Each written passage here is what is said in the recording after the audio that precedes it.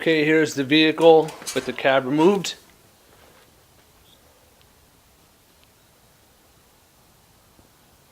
Alright, I want to first cover the exhaust system. Okay, here's the exhaust system. Notice there's a bracket right here, which I don't think I will remove. And then it comes underneath. Okay, still not connected to anything until here. So we have one bracket here.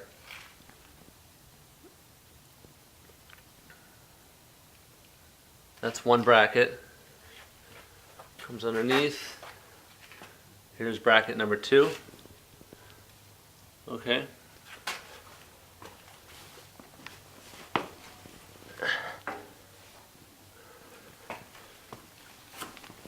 Alright.